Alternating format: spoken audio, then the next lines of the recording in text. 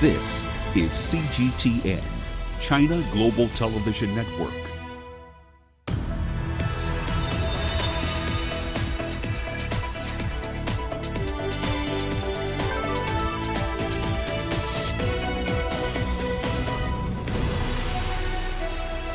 Hello there and welcome to Global Business Africa. We'll be giving you insight into Africa's business and financial markets. I'm Uche Okoronkwo, coming to you from Kenya's capital, Nairobi. Let's start with a look at the markets. Emerging market shares were up today, and that's after comments from the US Fed reinforced expectations of an interest rate cut this month. Of course, that stoked demand for riskier assets. Now, on the continent, South Africa's JSE opening higher on the day, in line with most global markets. We saw gold miners and resources gaining the most on the day. In Nigeria, Forte Oil topped the gainers list, up almost 10% on the day. And that's after they announced plans to enter into talks to sell its power unit to its major investor, billionaire Femi Otedola. Now, also coming up on the show today, Jacob Zuma's legal team threatens to pull him out of a corruption inquiry into state capture.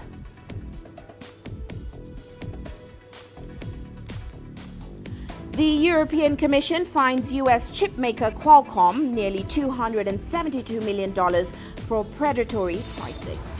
And Egypt makes $83 million from hosting the ongoing 2019 Africa Cup of Nations. Well, let's kick off the show in South Africa, where former President Jacob Zuma has been responding to questions about his alleged involvement in state capture. Now, his legal team threatened to pull him out of the corruption inquiry, saying he was being treated unfairly. Angelo Coppola has been following the commission's work and filed this report. Zuma was slated to testify for 5 days. A day of hearings was lost as he and his legal counsel felt that he wasn't being fairly treated. On Friday, the Zuma team dropped a bombshell. This after the commission made their position very clear. We cannot enter into any arrangement to favor, and this is what is being asked for. Mr. Zuma and his legal team are in effect asking to be excused from the application of the rules. The two sides were poles apart and nowhere near resolving their differences. Important for me to be honest with you and state assuming what we assumed why we're here today. Chair, we're here today to tell you that we will take no further part in these proceedings. At this stage, just before lunch, it appeared that Zuma would carry out his threat, leaving the commission high and dry. There was a hurried round of consultations in Zondo's chambers. The former president, I've been told, has indicated that he wishes to continue to cooperate with this commission. Analysts suggest that Zuma gained a valuable concession, getting a list of areas of interest from the commission that he would then respond to in writing, and at a later stage reappear. I must thank you for the intervention you made that made the situation to be looked at and arrived at some common point in terms of continuing with the process, as it were. I think it is the right of anyone to raise concerns if there are concerns. The day of high drama has come to an end with an agreement that both legal teams are going to work together, and Zuma does get his way because he now knows the areas of interest that they want to pursue. I'm Angelo Coppola for CGTN in Johannesburg, South Africa. Well, let's get more on the state capture inquiry from Angelo Coppola. He joins us in Johannesburg now. Great to have you, Angelo. Now, of course, you were there at that commission inquiry. What were the terms of the agreement that we've seen so far between Zuma's lawyers and the commission regarding his testimony going forward? And certainly, could this now disrupt the process of getting answers on his alleged corruption allegations from President Zuma? Well, look, very simply, Zuma's legal team got some of the concessions that they were seeking when they started or when they came to the commission to testify on Monday. They didn't get the questions in advances they were hoping for, but they got the very next best thing. And the Commission legal team now will provide Zuma's legal team with a list of areas of interest that the Commission wants to discuss and pursue with Zuma. Ostensibly, it's to get his version of events and incidents that the 9 witnesses who have implicated Zuma in fraud and corruption, and they will then sit down in the next 2 weeks or so and finalize those areas. They will then sit down again and negotiate the deadlines for submission of any of those affidavits or statements that Zuma will have to supply. And then most likely, or in fact definitely, Zuma will get then called in to testify to those statements or affidavits that he's made. So once those timelines are in place and agreed to, the Zuma camp is obligated to then respond to that due date. The question here, of course, is whether he'll meet those deadlines or not, because his history in terms of dealing with the courts is that he supplies his information at the very last minute. So we're going to have to see how this one plays out, Uche. Right, it's a wait and see. Well, in the meantime, Angelo, another storm is brewing with President Ramaphosa, and that's, of course, after the public protector says that he deliberately misled Parliament about a donation which he received from the Bosasa CEO. So what are the consequences we could see President Ramaphosa facing in light of this new event? Well, look, it's not the only issue on the table. There is another, apparently, probably more serious one. The public protector also found that there were certain financial irregularities and what she calls prima facie evidence of money laundering. This issue has been passed on to the new Director of Public Prosecutions, one advocate, Shamila Batoy, and she's going to be investigating that. In terms of the consequences, well, several of the political parties are calling for an ad hoc committee to investigate the matter. The DA says it plans to lay criminal charges of money laundering against Ramaphosa, the attorney's trust account, as well as the campaign managers. There's also a sanction for misleading Parliament, which includes a fine and a jail term of up to 2 years. But that has to, of course, be taken up by the Speaker of the House, who, as you know, is also a very senior ANC executive. So it's unlikely. The Public Enterprises Minister, Pravin Gordhan, and that's regarding her report on the so-called SA Revenue Services Rogue Unit. Could this potentially further destabilize the country, given all these things that are going on right now? Well, look, the matter has been simmering around for several years now. It's almost as if this chestnut gets brought out at will. And Gordhan, of course, is contesting the report and its recommendations. Ramaphosa, that's the president, has thrown his weight behind Gordhan's court challenge. It does appear that we will have to wait for the court case to hear the merits and the case, as well as how the public protector plans to defend the recommendations that were made. Gordhan, of course, quite rightly thought that this matter had been dealt with when the previous Director of Public Prosecutions, one Sean Abrams, actually withdrew his case just before he got booted out of office. So it could become a national issue, but that's highly unlikely. But then again, you know what, stranger things have happened, and this is politics. Uche. All right. Well, your hands are certainly full, I'm sure, Angelo, following these developments. Many thanks for joining us on the show today. Of course, that was Angelo Coppola joining us there in Johannesburg. Well, let's stay in the country. The decision by South Africa's Reserve Bank to cut its repo rate by 25 basis points has been broadly welcomed in the country. Now, on Thursday, the bank cut its benchmark lending rate for the first time since last March to 6.5%.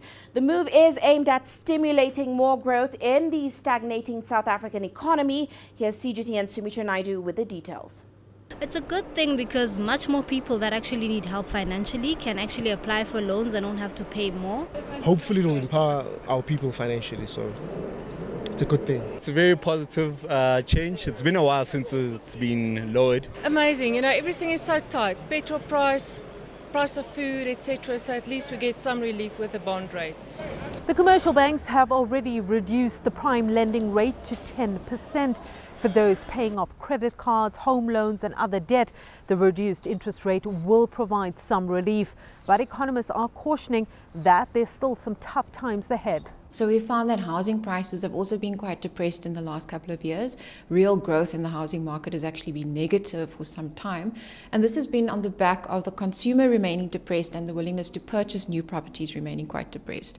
So going forward, while this will help home loans picking up, we do need to see a resumption in economic growth and a resumption in consumer sentiment in order to see the purchase of bigger, durable good items like homes. The Reserve Bank lowered its growth forecast for 2019 down to a mere 0.6%, with a warning that monetary policy is not the answer to reviving this weak economy. We do need to see some structural reforms or micro reforms in order to kickstart growth. Now, you do get some of the shorter term reforms that we can do, and these are the so-called low-hanging fruits.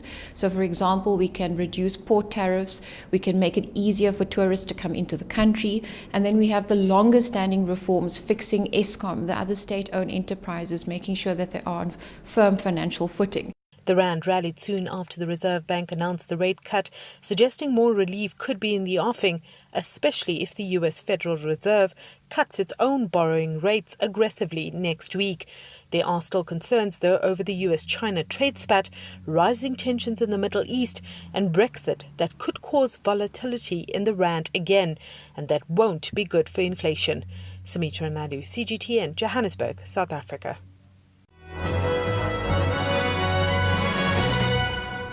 Well, let's take a quick look at our corporate headlines today. South African media and e-commerce giant Naspers says the delayed multi-billion euro listing of its global internet assets, including its over 30% stake in China's Tencent, will go ahead on September 11th. Now, the move is a significant step for Naspers and will present a new opportunity for global internet investors. Meanwhile, Pepsi has struck a deal to buy South Africa's Pioneer Food Group for about $1.7 billion. The move will lift Pioneer's shares and boost a sector that has been hit by a drought and tough trading conditions. The U.S. Drinks and Snack Group says Pioneer's product portfolio will help Pepsi Company expand in sub-Saharan Africa by adding manufacturing and distribution capabilities. And Java House, a leading restaurant chain in Kenya, has unveiled that it will be introducing exclusive vegetarian branches to diversify its fast food offerings. Now, the move is part of its $10 million regional expansion plan. Java has also partnered with oil marketer Total Kenya to unveil its latest branch along Mbagathi Way, Nairobi, by the end of the month. And French car maker Renault and Nigerian conglomerate Coscharis Group have formed a partnership to assemble and distribute Renault vehicles in Nigeria. The Coscharis Group plant will start assembling Renault Logan and Renault Duster vehicles.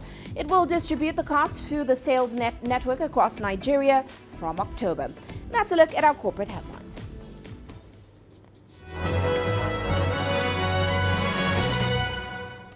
Let's head into a quick break now. Here's a look at what's still to come.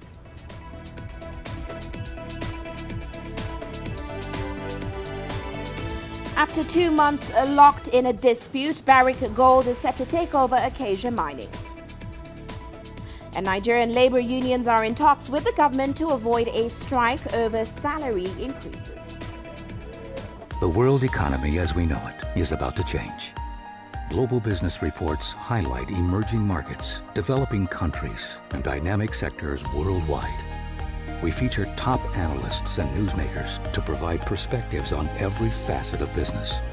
From an on-the-ground perspective, we provide you with balanced and objective assessments. Fast, sharp, and insightful. Global Business. Only on CGTN. Every story starts out like this. Okay. We'll head up now. But beyond the rush of the numbers, there's always a more fundamental question. What happened? Who has been affected? When market-moving decisions are made, who's responsible? And why? Let's get some reaction on ground. Joining us in Johannesburg is Sumitra Naidu. Hello, Nairobi. This is how all stories begin. See how they end. Only on Global Business.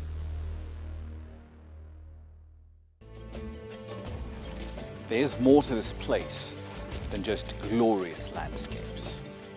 There's more to it than just, say, Table Mountain or glorious, endless salt flats. There's more to it than countries that are home to some of the deepest mines in the world.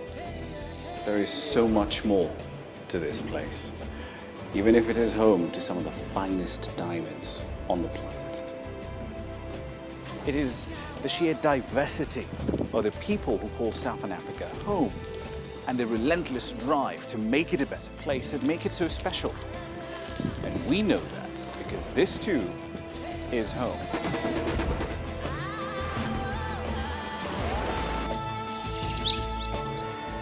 No one knows Southern Africa like we do.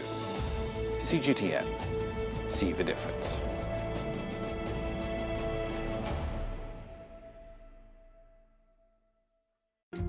Africa is the nexus of enterprise, and Global Business will tell you why it matters. From the mega investment projects to multi-billion-dollar mergers and acquisitions. Africa today collects, just in terms of revenues from taxes alone, $545 billion a year. If you take 10% of that and you devote it to the energy sector, problem solved. All this on Global Business, weekdays at this time on CGTN.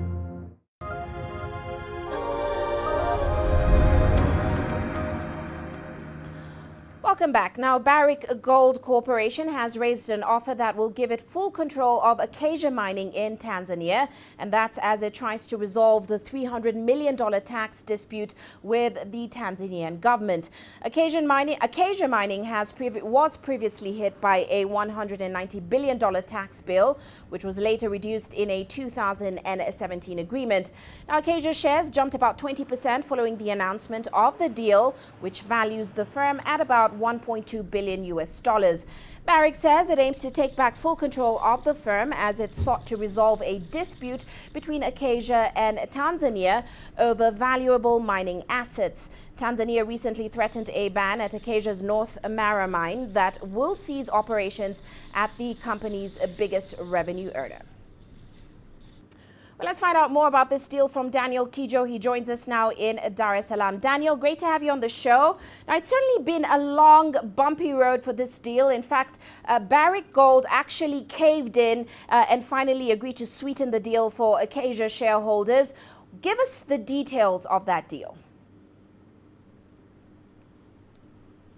Hello, Uche. Yes, indeed, it has been a long 2 months, a standoff between Barrick and Acacia. Now, just to remind people that Barrick Gold is the world's second biggest gold miner, and Acacia is its Tanzanian-based unit. Now, as you said, Barrick owns 64% of Acacia, and now it does want to take control because of recurring disputes between Tanzania and the Tanzanian government and Acacia Mining. Now, the basic takeaways from the deal are that for every scheme share, 0.168 of new Barrick shares, the share for the share exchange ratio implies a value of 232 pence per Acacia share. A total consideration of approximately $248 million for Acacia minority shareholders, and a total value approximating $1.2 billion, like you said, for Acacia. The second takeaway is there will be dividends from the sale of Acacia exploration properties in Kenya, Burkina Faso, as well as in Mali. And finally, another important takeaway is that there will be deferred cash consideration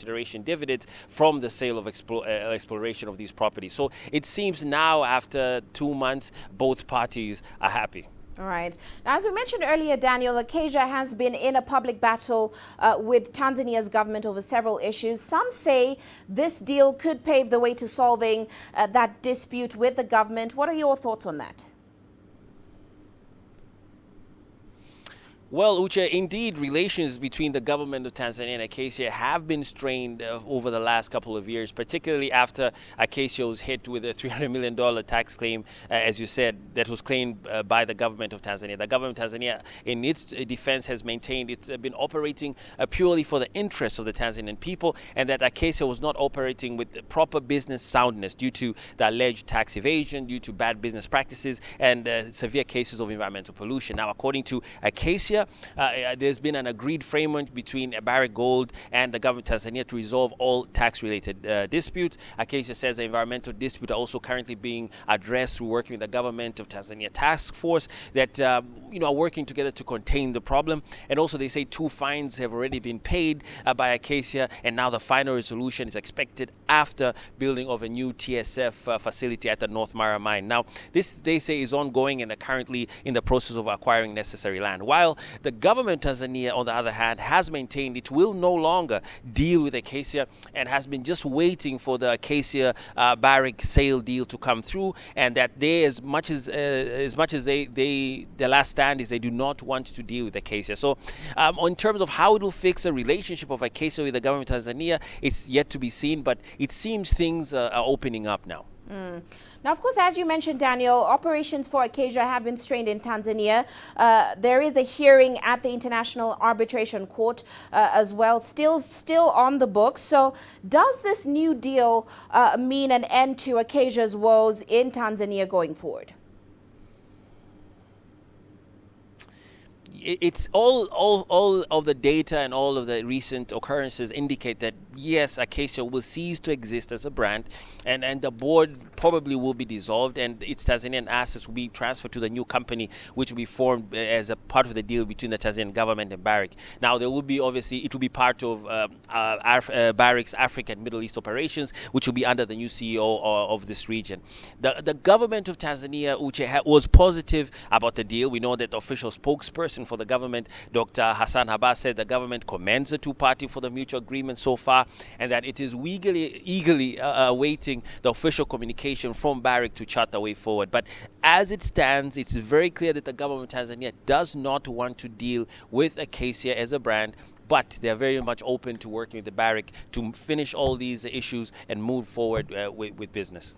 Well, we'll certainly be watching. Many thanks for that update, Daniel. Daniel Kijo joining us in Dar es Salaam there. Well, let's move on now.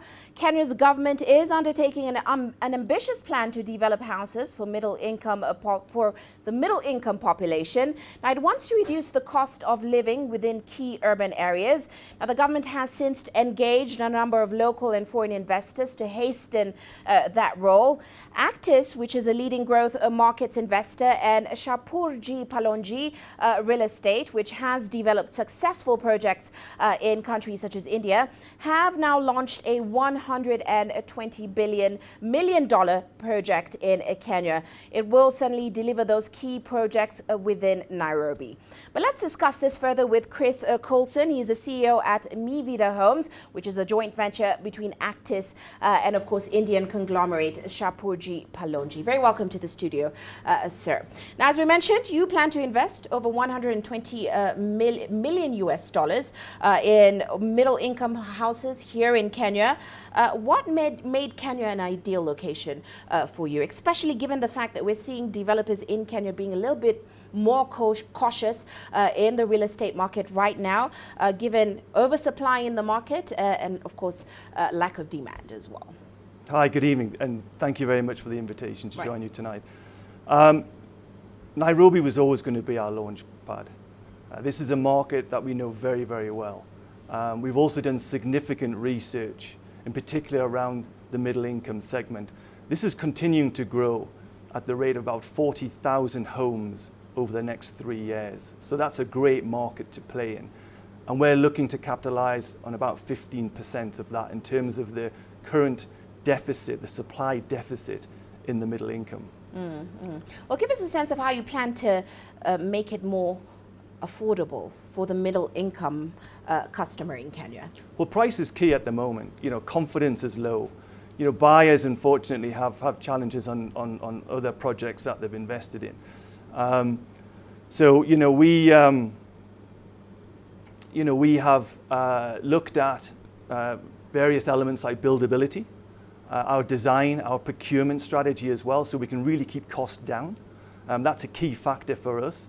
In terms of confidence as well, bringing that buyer confidence back, we're building this brand. Mivida is new to market, but we've got Actis and Shapurji Palonji standing behind it, which is significant as well. But we've spoken to 400 buyers over the last 6 months, And we've asked them, what are you looking for when you're making that purchase? So these are homeowners and also investors as well. So we've taken that on board. We've tailored our product. Price is key. Location is key as well. The quality of the building has to be exceptional if you're going to really attract a significant volume of buyers. So all of that is a given for us. But we do things like, we're investing heavily in a customer experience center. This is something relatively new to the market, where on this site, you can come, you can walk around a showroom, a 2-bed, a 3-bed, and there's a sales office there as well. So this all builds up to that confidence that is missing at the moment in the market. Right. Is your product, or rather, what makes your product different from what is available in Kenya's market right now? And are you at all worried about the current trends in the real estate market where we are seeing an oversupply of housing? Okay, I'll answer your second question first. There is an oversupply, but it's more on the higher end, okay? The middle income market today, it is constrained. Price is key, I've already mentioned that. But the constraint is also on the supply side. What we're seeing are a lot of projects which have been, unfortunately, are having issues with how they've been structured. Project finance as well from the banks. Big spike last year in NPLs as well. So, developers are struggling to finish projects. So that's key to us, in coming to market and building on time. I mean, that really is something that is a must for Movida Homes. So, that's our strategy, that's our business plan. Right. And we're very confident that we will be successful here. And then springboard. And we're looking at multiple projects. So our first project is at Garden City. We're just about to launch that next month. And then we're committed to 4 other projects in Nairobi. And these are phased, but they're up to, they're sizable, 300, 400, 600 units. So the market's soon going to hear of us. Now, this is a joint venture between Actis, an Indian company, Shapoorji Pallonji, which has undertaken similar projects in India. Quite a different market. So give us a sense of how Kenya's market compares to India's market. Yeah, I mean, there's a big difference. India has this demand. I mean, just the scale of the country, 1.4 billion people. So the joint venture between Actis and Shapoorji Pallonji it's a $750 million joint venture. It's 25,000 homes pipelined today. We are like the little brother. We're looking at 3,000 units to come online over the next 2 years. When they launch a project, the problem they have is that they have pent-up demand and they sell much faster. Their sales velocity is much faster. So the challenges we've got today are different. It's opposite, to be honest. We have to enter a market where there are some significant structural issues. We've got to address those with our brand, and we've got to bring that confidence back to the buyers, and see if we can get a really strong sales velocity, which it's at the moment it's looking very good. We only launched 10 days ago, and the response has been amazing. All right. Well, of course, as you mentioned, Africa has quite a number of issues compared to India. You talked about structural issues. We also have a big problem with getting capital to take on such projects. So give us a sense of where you're getting the capital. What's the capital structure to get this project on the road? So this is a joint venture with Actis, and this is through Actis Real Estate Fund 3. Right. So this is a Pan-African fund. And with Shapoorji Pallonji, they're putting 25% in. Right. So there's no third party here. This is a closed joint venture between Actis and SPRE. Right. But if we just expand on that, there is a credit crunch today on the developer side. It's very challenging for them. They can't just rely now solely on income from sales. They do need equity in order to start projects and to undertake these sizable developments. So that we're fortunate because we don't face those issues, but they're still there today in the market. And we do need more institutional capital coming in. Right. Okay, well, we'll certainly catch up with the project when it kicks off. Of course, you're on phase one right now. Thank you so much for joining us in the studio. Thank you so much for that update. That was Chris Colson. He's the CEO at Mivida Homes, of course, which is a joint venture between Actis and Sharpuji Palonji. Now, let's move on now to Nigeria, where labor unions in the country are in talks with the government to try and avoid a major strike over pay. Nigeria's President Muhammadu Buhari signed a new minimum wage bill into law in April. However, some workers are still unhappy that they're not included in that bracket. Here's CGTN's Phil Ihaza reporting from Abuja. President Muhammadu Buhari signed a new minimum wage into law in April. It raises the minimum wage from $50 to about $83 per month. It's due to take effect this month. But some workers are annoyed it only applies to junior employees currently earning below the minimum wage. Labor unions say members who are already paid above that level should get a similar boost. What is being discussed at the level of the civil service is the consequential adjustment.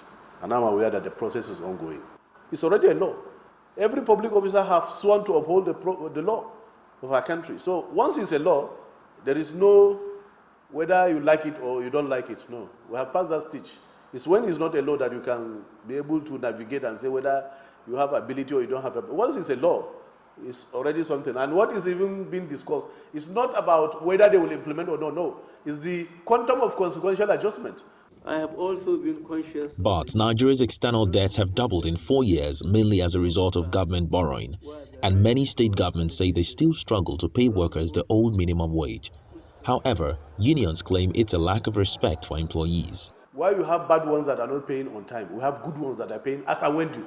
And I can give you many examples. So it's not really about the economic challenges, it's about the priorities. Any person that will, any government that will not prioritize the payment of workers' salary, workers work to earn a living.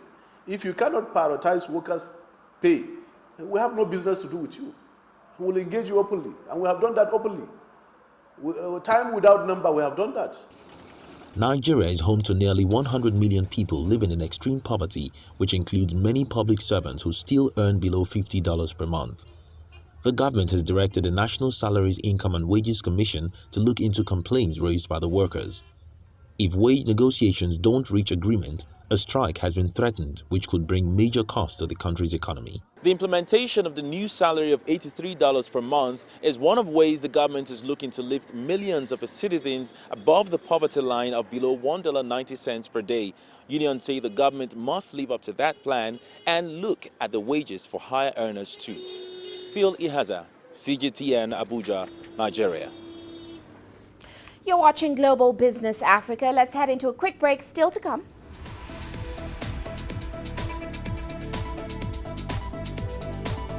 The European Commission fines U.S. chipmaker Qualcomm nearly $272 million for predatory pricing.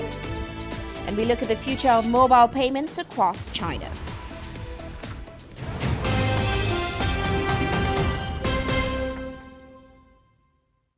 Business in Africa is at a crossroads. We celebrate those who are adopting and thriving despite the challenges, from grassroots to big businesses. Global Business takes you along for the ride as we track the making of a giant. Only on CGTN. How will your world change today? What happens here? What happens there? Or what do you make happen for yourself? If it matters to you, it matters to us too. Your stories are the stories that need to be told. Africa Live. Find your voice.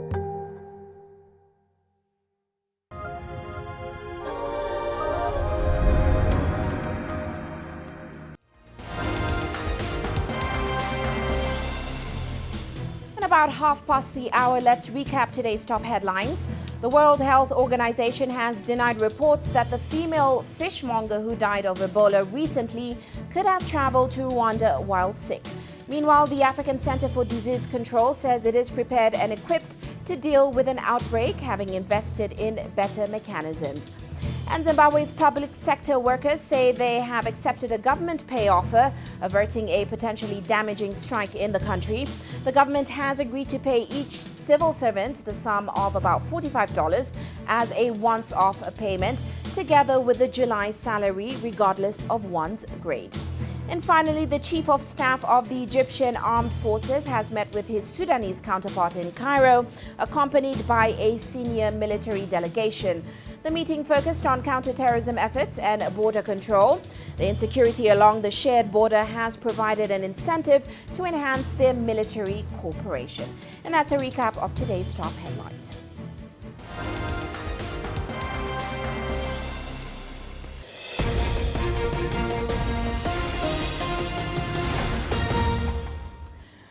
And now to one of our top developing stories. Iran media is reporting that a British oil tanker has been seized in the Gulf by the Iranian Revolutionary Guard. Now, the British government says it is urgently seeking further information after the tanker was seen to have suddenly veered off course and headed into Iranian waters. The Stena Impero was headed for Saudi Arabia before it abruptly left the international sea lanes through the Strait of Hormuz. Now, we'll bring more details on this developing story as we get them. Brent crude was up 1.44% as soon as that news broke.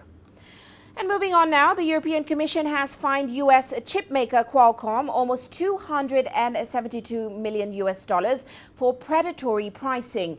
Now, the Commission says the case concerns Qualcomm chipsets of 3G standard between mid-2009 and mid-2011. The European Commission found the U.S. chip giant sold baseband chipset products at a price below cost to key customers with the intention of eliminating Ikera. The firm was seen as the main rival to Qualcomm's chipset business in the market segment, offering advanced data rate performance. Now, baseband chipsets are key components so mobile devices can connect to the internet. Now is a better time than ever for female entrepreneurs. By some measures, this year is poised to witness the rise of a record number of female-led unicorns. But as CGTN's Karina Huber now explains, funding for these female startups still remains a challenge. People always ask us where the idea for Away came from, and like all great business ideas, it came from a personal problem. The co-founders of luggage company Away are the latest female entrepreneurs to join an exclusive club dominated by men. They have created a unicorn, a private company valued at $1 billion or more. Another female-founded brand that hit that mark this year is fashion retail company Rent the Runway. 2019 is on track to be a record year for unicorns founded by at least one woman. Last year, there were a record 12 of them globally. Less than half the way into this year, there were 10 of them. According to a new report, New York City was the world's best place for female entrepreneurs to start a business until this year, when the San Francisco Bay Area snagged the top spot. A few Chinese cities made the top 50 on the 2019 Women Entrepreneur Cities Index. Hong Kong came in at 23, Beijing at 38, and Shanghai at 47. While things appear to be looking up for female entrepreneurs, it's still an uphill battle. I don't think the basic facts of growing a business have gotten easier, but I think a lot more women are open to the conversations and open to mentoring others to lift the next generation up. So in that sense, it might be a little bit easier. According to data from PitchBook, startups by women in the U.S. only received around 2% of the total venture capital funding in 2018. NYU Stern Associate Professor Deepak Hegde thinks part of the problem is bias. That and then I'm sure there are many stereotypes, right? I mean, there are stereotypes that women don't tend to take risks as much, and a large part of entrepreneurship is kind of risk-taking. Now, just because you're a risk taker does not mean you're a better founder, right? But that can unfortunately end up propagating these biases as well. Many believe the only way to really turn things around for female entrepreneurs is to have more women making financing decisions at VC firms. Karina Huber, CGTN, New York. Well, let's head to China now, where many cities have gone cashless thanks to the country's world-leading mobile payment industry. But does the QR code-based scan and pay model represent the future of online payments around the world? Well, will cryptocurrencies such as Bitcoin or Facebook's Libra gain the upper hand going forward? Well, CGTN reporter Gay Yunfei takes a look.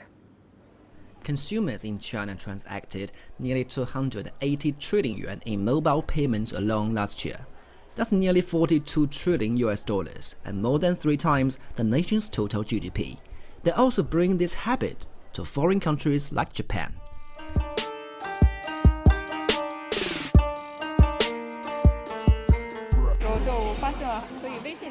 We can also use WeChat to pay here, just like in China. It's very convenient for us because the language won't bother us anymore. WeChat Pay, one of the most popular mobile payment apps in China, now has 800 million monthly active users across the nation. And in Japan, WeChat can already be used to do other things, like find smart travel guides and order food online. We believe this is a great opportunity. We hope to bring China's cutting-edge mobile payments experience to countries all over the world, because China's cashless societies, based on mobile payment, have ushered in a very advanced technology. Under these circumstances, we think it's necessary for us to explore the global mobile payment market.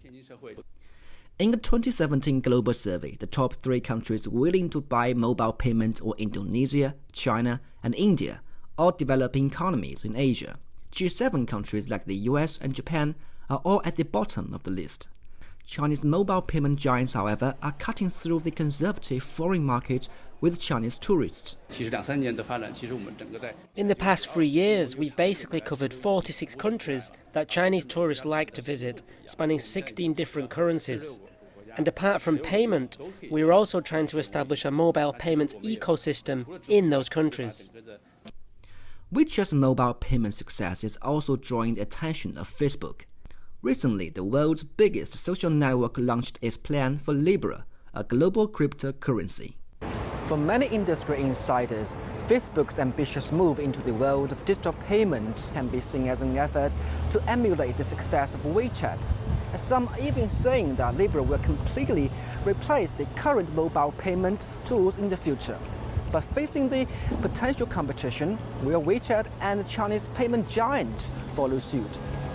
I think the tech is there, and the technology is definitely at a certain length where it's possible. The problem is with regulations and with government, there's a lot of red tape you have to go through to kind of make these things officially happen.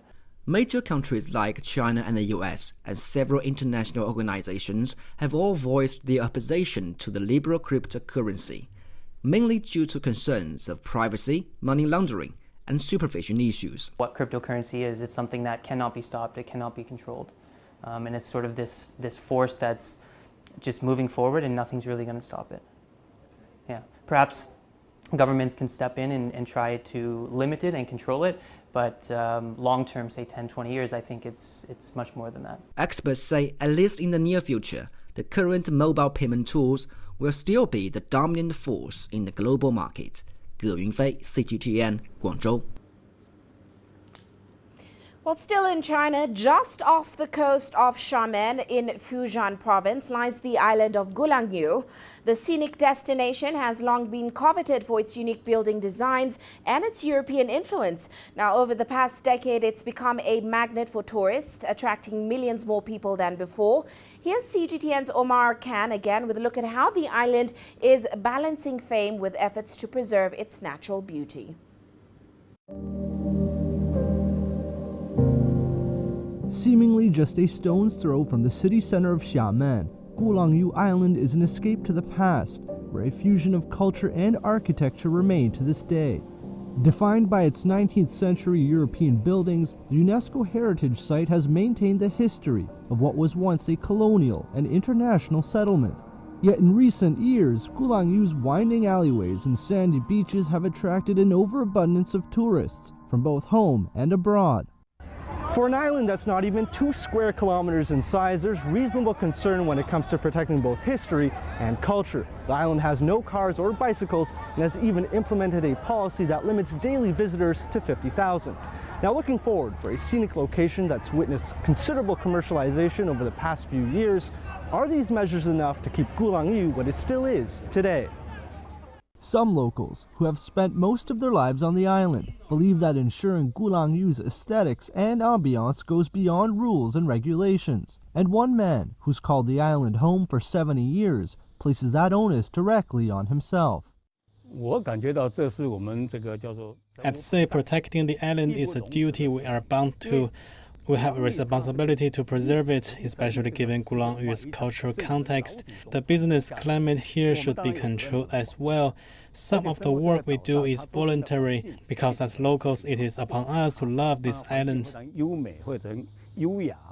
Despite the island's attempts to balance tourism with its variety of cultures and distinct features, Dong Qinong believes Gulangyu's pluralistic society has seen considerable change over the past few decades. Gulangyu has gone through several stages, becoming a more residential community for visitors. Before 2003, there were less than 1 million tourists per year. Now there are more than 10 million. A lot of work has been done when it comes to protecting old buildings and making rational use of them, given the current circumstances. Luckily for both residents and visitors, the local government has recognized the influx of businesses and has strived to address these concerns. Business on the island has indeed been a controversial issue for all walks of life. Therefore, we have strengthened the management of business operations, formulating guidelines and prohibiting certain projects. For example, we encourage residents to open their old villas and showcase cultural exhibitions. Earlier this month, authorities updated the island's policies on protecting cultural heritage, while also implementing a more global standard. But for the most part, on this small and quaint island, history and business appear to be moving forward together. Omar Khan, CGTN, on Gulangyu Island, Fujian Province. Well, here's another update on the British oil tanker reportedly seized by the Iranian Revolutionary Guard in the Gulf. Owners of Stena Impero, bound for Saudi Arabia, say they have been unable to contact the vessel and that it is heading north of Iran. Now, the company says 23 personnel on board were approached by unidentified small crafts and a helicopter in the Strait of Hormuz. The Stena Impero was headed to Saudi Arabia when it was seized. Well, on that note, let's take a look at how commodity prices performed today. Now, of course, after this development, we've seen oil prices continuing to rise up, as of course we're seeing tension continuing to spike up again in the Middle East, especially after the US said it had destroyed an Iranian drone in the Strait of Hormuz earlier, which of course is a major choke point for global crude flows. Meanwhile, gold prices easing as investors book profits after prices raced past $1,450 per ounce to hit a 6-year peak. However, Middle East tensions and prospects for lower interest rates, they kept bullion on track for a second week of gains. Well, let's take a quick break now. Here's a look at what's coming up.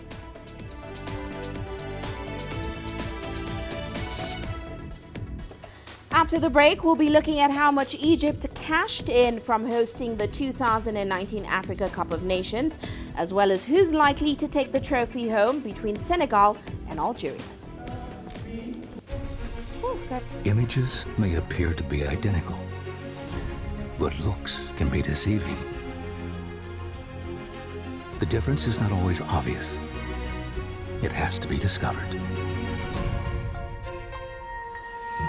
There are always different sides to a story. We put the focus on the details. To see more, to understand better. CGTN. See the difference. The greatest journeys. The greatest sights. The greatest adventures. Here in Qanater, this weir allows the locals to walk on water. We're far more than just TV news. We're your passport to the wonders of Africa. to bring you stories of struggle, survival, and hope.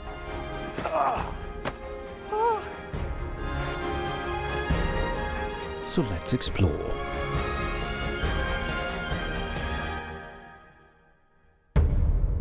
CGTN. See the difference.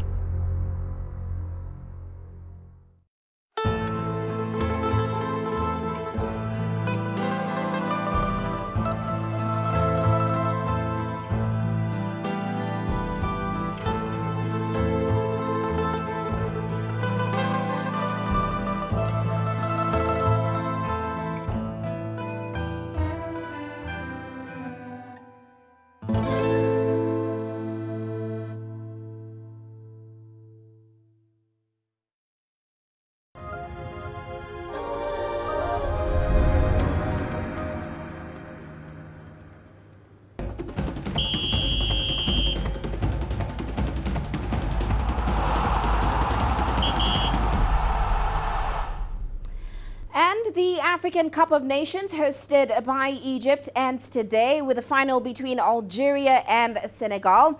Here's Yasser Hakim taking us through the cost and the expected revenue from the championship that started on the 21st of June. According to CAF's officials, the revenue from this year's competition has exceeded the last one in 2017. In 2013, South Africa, the revenue for CAF was $49 million. In 2015, the income was $50 million. In 2017, the tournament in Gabon, it was $67 million.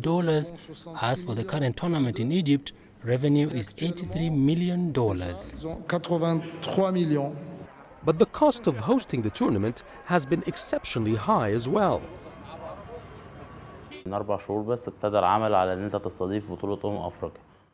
Egypt was granted hosting the tournament just 4 months before it began after Cameroon stepped down. Therefore, the cost of renovating the stadiums, pitches, training facilities, and other details in such a short time, the cost was high. According to the Egyptian Football Association, it exceeded $30 million. Also, having 24 teams for the first time raised the expenses drastically. But in the long run, it's good for Egypt to have updated and developed infrastructure that has been neglected for years. Ticket prices were expensive for the average Egyptian, so the attendance for the games has been low, except in Egypt's matches. And this has had an impact on the revenue. But Egypt was hoping that several sectors, such as tourism and hospitality, would benefit from the arrival of African fans for the tournament. I think that was the weakness. Because of the complicated fan ID system for match tickets and expensive ticket prices, the attendance was very low and the number of fans arriving from African countries was less than expected. So I don't think the tourism sector benefited much except for receiving and hosting the delegations of the 24 competing nations. However, it was an opportunity to open up the African tourism market, and I hope the Cup would attract more African visitors in the future. As the tournament comes to a close, organizers say the financial rewards are not the priority in the first place. Organizers feel that the championship has achieved its targets of advertising Egypt abroad. First, as a good candidate to host major international events, and second, as a safe and attractive tourism destination for travelers from around the world. Yas Hakim for CGTN, Cairo. Well, as that final match draws closer, let's get more on this year's AFCON. We are joined by CGTN sports correspondent Mohamed Abubakar. He's joining us now in the studio. Great to have you on the studio. Of course, we're all heading home to watch that match. But so far, this year's tournament, it seems to have exceeded expectations in many ways. Give us some of the ways in which it did that compared to the 2015 games and the 2017 games in Gabon. Very well. You mentioned it many ways. But let me just mention, first of all, experience, Uche. Egypt is not new to hosting a tournament of such magnitude. This is the fourth time they're actually hosting the Africa Cup of Nations. And really? The previous times they've done it exceptionally well. And speaking of, or rather, answering your question, because we are comparing the last two editions, which were held in Equatorial Guinea and Gabon. infrastructure is key as well in making sure you have a successful tournament. The fact that Egypt, we have to bear in mind that Egypt were given the nod to actually host the tournament at the beginning of this year. So they had roughly five to 6 months to make sure everything was ready. But the fact that they had the infrastructure, the stadia, the facilities for teams to come and train, the hotels, all these contribute to a successful tournament as well, on the field and off the field as well.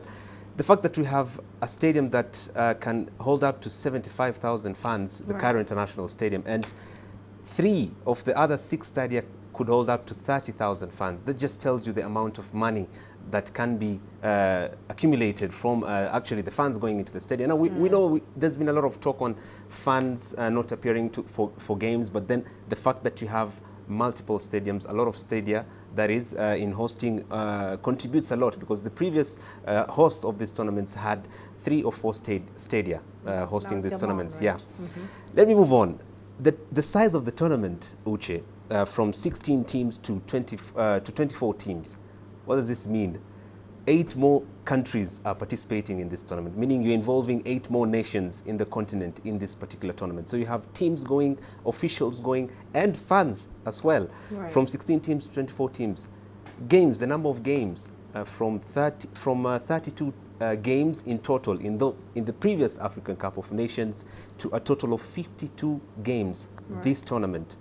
That's 20 extra games that fans are going into the stadiums, stadia to watch. Right. Broadcasting rights as well. A lot of money, cash flow coming in. So if you ask me, in fact, I actually think the figure that we had from CAF should have been even more, given the fact that Egypt were eliminated very early into the tournament. So Egypt really did step up this time. Now, of course, we're heading into the finals tonight, as we mentioned. What country is predicted to take the cup home? My money's on Senegal. Very quickly, who's your money on? That's a tough question, Uche.